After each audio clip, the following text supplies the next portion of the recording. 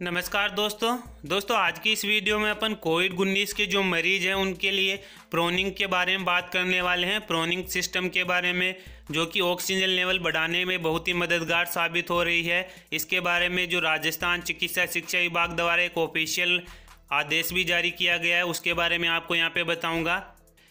जैसा कि आप यहाँ पे देख रहे हैं कि राजस्थान सरकार चिकित्सा शिक्षा विभाग द्वारा जो कोविड-19 के मरीजों में ऑक्सीजन का स्तर बढ़ाने के लिए प्रोनिंग की प्रक्रिया के संबंध में यहाँ पे एक आदेश डाला गया है। जो समस्त प्रधानाचार्य एवं नियंत्रक मेडिकल कॉलेज और जो मुख्य चिकित्सा एवं स्वास्थ्य अधिकारी हैं उन सभी को ये लेटर लिखा गया है, जिसमें कोविड-19 के मरीजों के लिए ऑक्सीजन का स्तर वो बढ़ाने के लिए प्रोनिंग की यहाँ पे डिटेल बताई की गई है कि किस तरह आपको प्रोनिंग की प्रक्रिया करनी है। तो कोविड-19 के मरीजों में ऑक्सीजन का स्तर गिरने पर उनके ऑक्सीजन के स्तर में सुधार हेतु प्रोनिंग करना होता है। यदि मरीजों को सांस लेने में दिक्कत हो तो वह प्रोनिंग कर सकते हैं। प्रोनिंग कोविड-19 के होम आइसोलेशन में रह रहे मरीजों से लेकर आईसीयू में भर्ती मरीजों में ऑक्सीजन का स्तर बढ़ाने में काफ़ी मददगार रही है। एसएमएस मेडिकल कॉलेज जयपुर के एक्सपर्ट ग्रुप द्वारा, जो एसएमएस मेडिकल कॉलेज है वहाँ पे जयपुर के एक्सपर्ट ग्रुप द्वारा प्रोनिंग की सही प्रक्रिया के बारे में एक विस्तृत नोट बनाया गया है, जो इस पत्र के साथ संलग्न है। उसमें बताया गया है कि आपको अगर ऑक्सीजन लेने में दिक्कत आ रही है कोविड-19 के मरीजों को, तो उनको प्रोनिंग सिस्टम है बहुत ही फायदेमंद होने वाला है।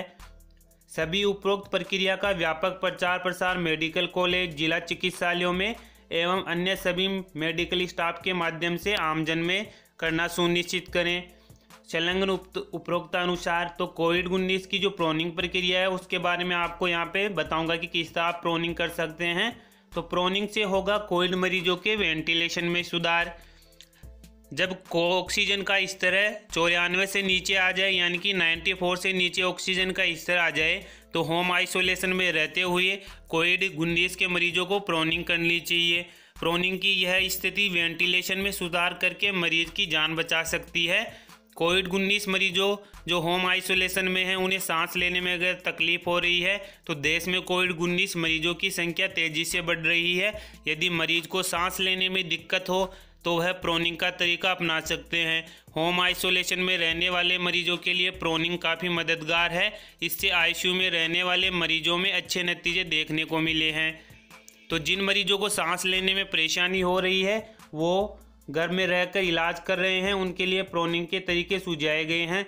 दरअसल प्रोनिंग कोरोना मरीजों के लिए बहुत ही अच्छा तरीका है। होम आइसोलेशन में रहते हुए कोई भी ये प्रोनिंग कर सकता है। अगर मरीज इसे कर ले तो अपने ऑक्सीजन लेवल में सुधार कर सकता है। तो ये प्रोनिंग सिस्टम आप घर बैठे हुए कर सकते हैं, आपको कहीं पे जाने की ज़रूरत नहीं है। प्रोनिंग की पोजीशन लेने में आराम और ऑक्सीजन में सुधार करने के लिए मेडिकल अप्रूव्ड है, यानी कि ये मेडिकल अप्रूव्ड है। इसमें मरीज को पेट के बल लिटाया जाता है। जो प्रोनिंग सिस्टम है इसमें मरीज को पेट के बल लिटाया जाता है। यह प्रक्रिया 30 मिनट से 2 घंटे तक आप कर सकते हैं। प्रोनिंग की प्रक्रिया है, इसे करने से फेफड़ों में रक्त का संचार बेहतर होता है, जिससे ऑक्सीजन फेफड़ों में आसानी से पहुंचती है और फेफड़े अच्छे से काम करने लगते हैं। ऑक्सीजनेशन में इस प्रक्रिया को 80% सफल माना जा रहा है। तो अब आप प्रोनिंग कैसे करें इसके बारे में आपको बताऊंगा। तो प्रोनिंग करने के लिए आपके पास लगभग 4 से 5 तकियों की ज़रूरत होगी। जो तकिए हैं पिलो, वो आपके 4 से 5 तकियों की आपको यहाँ पे ज़रूरत पड़ेगी। सबसे पहले रोगी को बिस्तर पर पेट के बल लेटाना है। तो आपको डायग्राम के माध्यम से बताऊंगा कि किस तरह आपको ये प्रोनिंग करनी है। एक तकिया आपको गर्दन के नीचे सामने रखना है, फिर 1 या 2 तकिया आपको गर्दन, छाती और पेट के नीचे बराबर में रखना है। बाकी के जो 2 तकिए हैं उनको पैर के पंजों के नीचे दबाकर रख सकते हैं। ध्यान रखें कि इस दौरान कोविड रोगी को गहरी और लंबी सांसें लेते रहना है। जब आप प्रोनिंग कर रहे हैं तो प्रोनिंग के दौरान जो मरीज है उसको गहरी लंबी सांसें लेना ज़रूरी है। और उसको यहाँ पे 1 तकिया गर्दन के नीचे, 1 या 2 तकिया गर्दन छाती के नीचे और आपको 2 तकिया पैरों के पंजों के नीचे दबाकर रखना है। अब आप यहाँ पे देख रहे हैं कि 30 मिनट से लेकर करीब 2 घंटे तक आप इस स्थिति में रहने से मरीज को बहुत ही आराम मिलता है, यानी कि उसका ऑक्सीजन लेवल बढ़ने लगता है। लेकिन 30 मिनट से 2 घंटे के बीच मरीज को पोजीशन बदलना ज़रूरी है। आपको 30 मिनट से 2 घंटे के बीच जो प्रोनिंग की पोजीशन है वो बदलते रहना है। इस दौरान मरीज को दाईं और बाईं करवट लिटा सकते हैं, यानी कि आपको प्रोनिंग कर रहे हैं तो 30 मिनट से लेकर 2 घंटे के बीच प्रोनिंग की पोजीशन बदलना जरूरी है, जो आप इस तरह बदल सकते हैं। या तो एक इस तरह देख रहे 30 मिनट 2 आवर आपको लेटे रहना है, या इस तरह आपको ये पोजीशन बदलते रहना है। इसके बाद जो प्रोनिंग है आपको इस तरह करनी है। देख रहे हैं कि आप यहाँ पे एक तकिया तो आपको गर्दन के नीचे यहाँ पे लगाना है, 2 तकिए आपको यहाँ पे लगा लेने हैं, और जो 2 तकिए या 1 तकिए हैं आपको घुटने के यहाँ पे लगा लेने हैं। तो इस तरह आप प्रोनिंग कर सकते हैं, जो कि आपकी ऑक्सीजन लेवल में बहुत ही मददगार साबित होगा।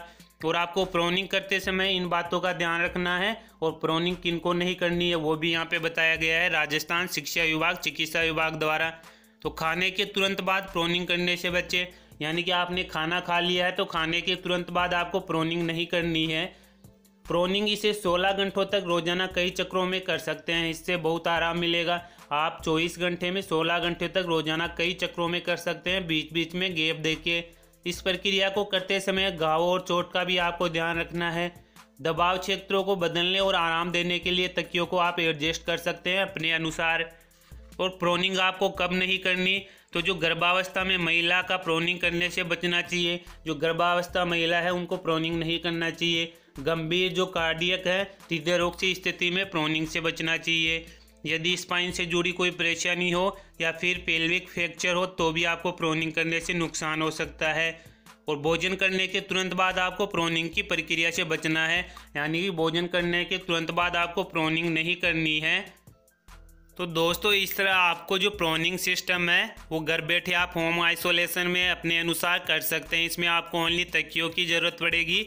तो देख रहे हैं डायग्राम के अकॉर्डिंग आपको एक बार फिर से बता दूं कि आपको एक पिल्लो तो है गर्दन के नीचे रखना है, और आप 1 या 2 पिल्लो अपने अनुसार जो चेस्ट है चेस्ट के नीचे रखना है, और आप 1 या 2 पिल्लो है जो आपके घुटने हैं घुटने के पास आपको नीचे रखना है, जो आपके ऑक्सीजन लेवल बढ़ाने में मददगार साबित होगा। यह बहुत ही एक अच्छा तरीका है जिसमें आप होम आइसोलेशन में रहते हुए अपना ऑक्सीजन लेवल बढ़ा सकते हैं। तो साथियों आज की इस वीडियो में यही एक अपडेट थी, फिर मिलते हैं नई वीडियो के साथ। तब तक के लिए जय हिंद जय भारत।